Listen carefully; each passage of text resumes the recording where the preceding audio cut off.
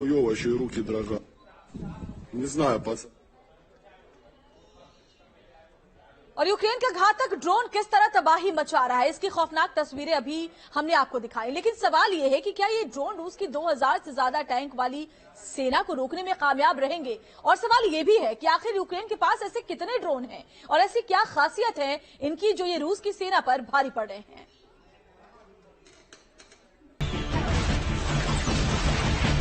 धू धू कर जलते ये टैंक कुछ देर पहले तक आंख उगल रहे थे, लेकिन अब खुद आंख के गोले में तब्दील है।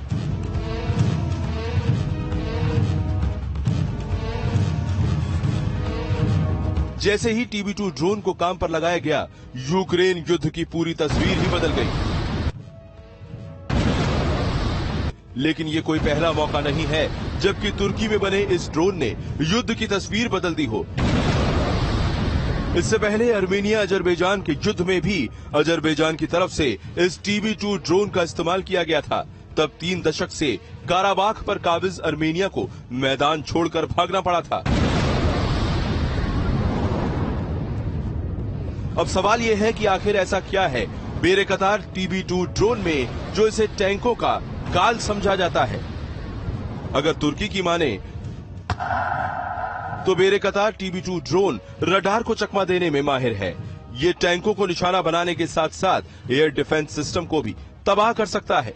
खास बात यह है कि TB2 ड्रोन हमले के साथ जासूसी भी कर सकता है। 39 फीट लंबा और 21 फीट चौड़ा TB2 138 मील प्रति घंटे की रफ्तार से उड़ान भर सकता है। अमेरिकी MQ-9 ड्रोन के मुकाबले बेरेकतार TB2 हल्के हथियारों से लैस है। इस वजह से 18,000 फीट की ऊंचाई तक उड़ान भर सकता है।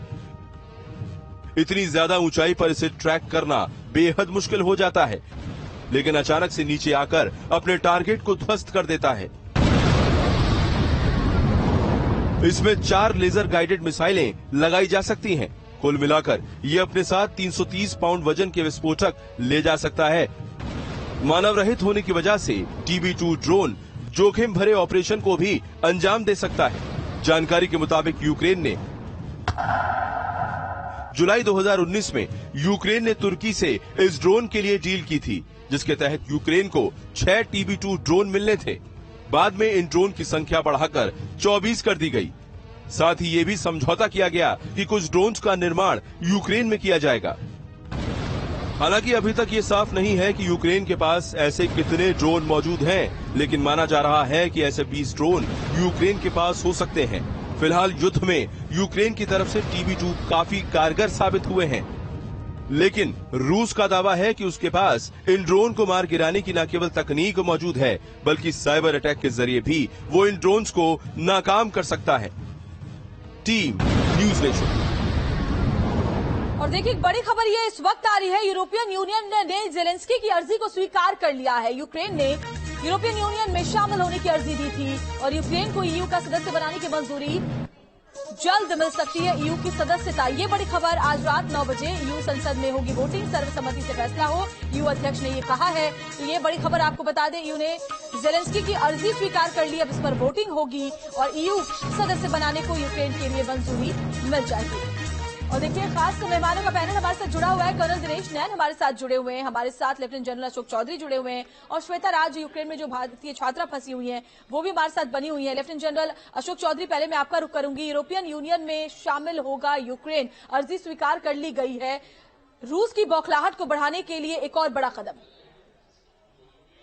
ये सच है कि ये इन प्रिंसिपल अप्रूवल वो कह रहे हैं कि दे देंगे और इसके ऊपर वोटिंग होगी, लेकिन ये जो उनके रूल्स रेगुलेशंस हैं उसको फॉलो करते हुए जब तक इनको सदस्यता पूरी मिलेगी और ये इफेक्टिव होगी, तब तक शायद ये लड़ाई खत्म हो चुकी होगी। इसलिए इसका कितना फर्क पड़ने वाला है ये तो आगे चलकर ही पता चलेगा। तो दूसरी बात मैं आपको ये बताना चाहता था कि जो अभी ये TB2 ड्रोन के बारे में काफी बताया जा रहा था, ये एक बड़ा इफेक्टिव ड्रोन है, लेकिन ये लड़ाई के रुख को मोड़ने के लिए काफी नहीं है जब आप रूस के साथ लड़ रहे हैं। ये बात समझने की बात है। और एक और बात मैं आज बताऊं आपको कि ये जो हम कह रहे हैं कि 24 घंटे में शायद रूस क्या कर पाएगा, की को कैप्चर कर लेगा, ये थोड़ा मुश्किल काम है। ये पता है कि टॉक्स जो पहली हुई हैं वो जो रिक्वायर्ड आउटकम थी वो नहीं हो पाई जी। तो इसलिए रूस का ये जरूरी है कि वो उन्होंने क्या करना है अभी कि उनके मोराल को तोड़ना है और उस मोराल को तोड़ने के लिए हर तरह के हथकंडे अपनाएगा और इनके ऊपर जितना भी अभी अटैक होगा वो तहस नहस करने वाला शहर को, ये आगे ऐसा अंदेशा है। जी, बड़ी बात आप कह रहे हैं सर। कर्नल दिनेश नैन भी हमारे साथ जुड़े हुए हैं। कर्नल नैन, ऐसा लगता है कि विश्व के तमाम बड़े देश, ज्यादातर बड़े देश एक तरफ और रूस अलग पड़ गया है। यूरोपियन यूनियन ने अब मंजूरी दे दी है जेलेंस्की की अर्जी को, यानी यूक्रेन को यूरोपियन यूनियन में शामिल किया जाएगा। इसको किस तरीके से देखते हैं और कितना असर इसका पड़ेगा रूस के ऊपर? देखिए, जो खेमा अभी रूस के खिलाफ है वो तो बहुत पहले से रूस के खिलाफ है, कोई नई बात नहीं है।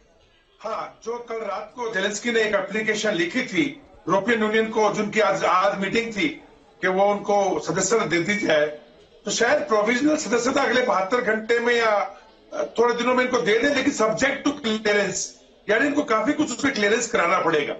हाँ, लेकिन इसका जो इफेक्ट जाने वाला है, देखिए मैं ये कहना चाहूंगा कि लगातार NATO countries, European union, America, Joe Biden हो, मैक्रो ये फ्रांस के राष्ट्रपति हो, जर्मन के चांसलर हो, यूके के प्राइम मिनिस्टर हो, ये सब के सब राष्ट्रपति पुतिन को उकसाने में लगे हुए हैं।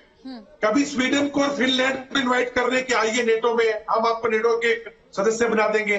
पूरे के पूरे नेटो कंट्री जो यूरोप की तरफ से ईस्ट में है, लगभग 40 से 60 हजार के करीब जो है सैनिक वहां पर तैनात कर दिए। 100 के करीब जो एयरक्राफ्ट है, यानी फाइटर एयरक्राफ्ट है, उनको रेडीनेस में रखा हुआ है। 120 शिप कम से कम, जो कि आपका नॉर्थ सी से लेकर के आर्कटिक ओशन तक, उसमें 3 एयरक्राफ्ट कैरियर्स के साथ पूरा प्रेशर बनाने की कोशिश की है। तो ऐसी सिचुएशन के अंदर आप अगर ये सोचते हैं कि पुतिन चुपचाप बैठे रहेंगे, तो पुतिन वही करेगा। उसने अपना जो स्ट्रेटेजिक जो इनकी न्यूक्लियर फोर्स है उसको स्टैंड टू कर दिया, सारी मिसाइल्स को जो है वो स्टैंड टू कर दिया। इन्होंने यहां तक की धमकी दे दी है अमेरिका को कि देखिए जो ऊपर आपका स्पेस स्टेशन। बड़ी बात सर आप कह रहे हैं। श्वेता राज भी यूक्रेन में फंसी हुई भारतीय छात्रा हमारे साथ लगातार जुड़ी हुई हैं। श्वेता, आप ये भी बताएं कि आप हिंदुस्तान में कहां से हैं और साथ ही क्या किसी से आपका कांटेक्ट हुआ है, यहां से निकलने को लेकर के कोई बातचीत हुई है? मैं पटना से हूँ, बिहार से, और मैंने एम्बेसी में कॉल किया था खुद से, तो उन्होंने बोला कि डोंट पैनिक, आपको चिंता करने की जरूरत नहीं है, हम कर रहे हैं।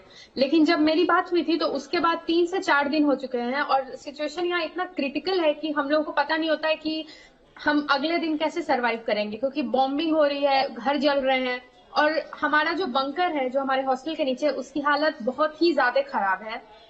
मतलब मैं आपको क्या बोलूँ, वो हम लोग को फील नहीं हो पाता है कि हम कैसे निकलेंगे वहां से। तो मैं अर्ज करना चाहती हूँ सब लोगों से कि प्लीज हम लोगों को यहाँ से निकालने के लिए, अगर रशिया बॉर्डर से निकल जाए तो बहुत अच्छी बात है। अगर हम नहीं भी निकल पा रहे रशिया बॉर्डर से, तो अगर एम्बेसी हमारे लिए बस, मतलब इंडियन गवर्नमेंट का अगर बस आके हम लोग को यहाँ से ले जाए वेस्ट साइड और तब हम लोग को इवैक्यूएट करवाया जाए, तो ये हमारे लिए बहुत हेल्पफुल होगा अभी।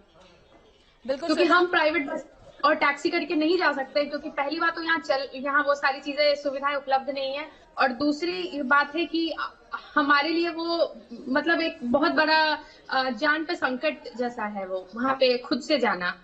जी श्वेता, आपने कहा कि 4 दिन पहले आपकी एम्बेसी में बात हुई थी, क्या उसके बाद आपने फिर बात करने की कोशिश की आज? जी मैंने कोशिश की, आज की है, कल भी की है और परसों भी की थी, लेकिन वहां पे मतलब कॉल, शायद वो बिजी होंगे, उन्होंने कॉल नहीं रिसीव किया था। जी, शायद बहुत ज्यादा, देखिए अभी प्रेशर भी है क्योंकि हजारों की संख्या में आप जैसे छात्र वहां पर फंसे हुए हैं, सभी को निकाला जरूरी है। लेकिन आप बिल्कुल घबराए नहीं, भारत सरकार की प्राथमिकता है कि आप सभी को सुरक्षित वापस लाया जाए, उस दिशा में लगातार ऑपरेशन भी चलाया जा रहा है। खास मेहमान हमारे साथ बने हुए, श्वेता भी हमारे साथ बनी हुई है। फिलहाल एक छोटी सी ब्रेक के लिए रुकेंगे।